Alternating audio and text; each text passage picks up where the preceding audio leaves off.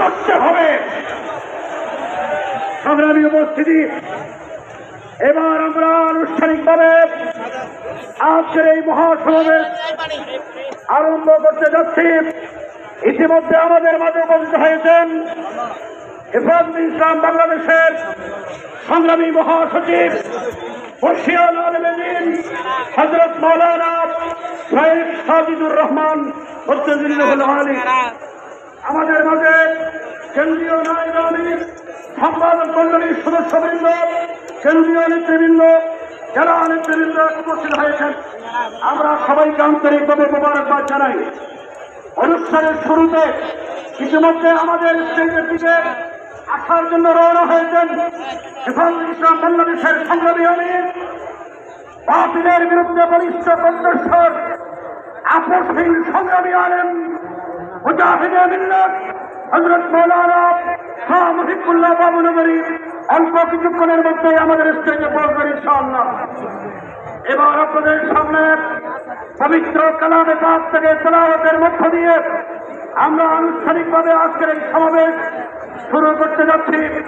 এবার আপনাদের সামনে কালামে পাক থেকে তেলাওয়াত করবেন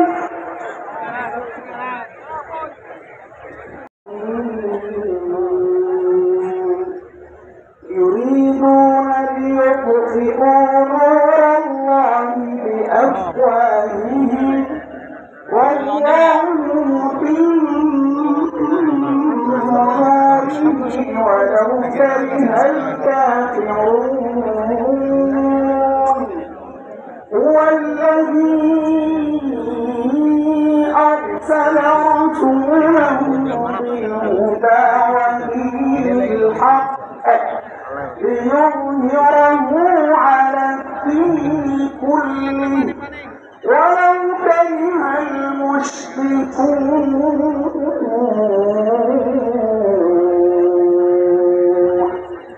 آمنت بالله صدق الله العلي العظيم। আমাদের ভাইয়ের উপর নির্যাতন করা হয়েছিল, আমাদের ছাত্র রাতে গভীরে গ্রেফতার করে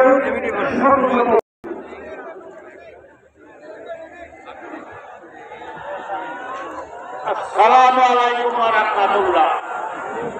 আলহামদুলিল্লাহ, আল্লাহ পাক রব্বুল আলামিন এই মাদ্রাসার দায়িত্বে, একটা পুরুষ মাদ্রাসার দায়িত্বে, একটা মসজিদের দায়িত্বে তুমি না গেলে ভালো না। তখন আমার উত্তর দিছে, বাবা সাহাবারা জীবন দিছে, ইমান দিছে না। আমি এত আপনার ছেলে আলেম হইছে, আমার নবীজির প্রতি গালি দিছে, প্রতিবার তোমার যদি না যাইতে পারি আলেম হয়ে কি লাভ হইব? বাবা আপনি দোয়া করেন, আমাকে অনুমতি দেন, তারপরে বাবা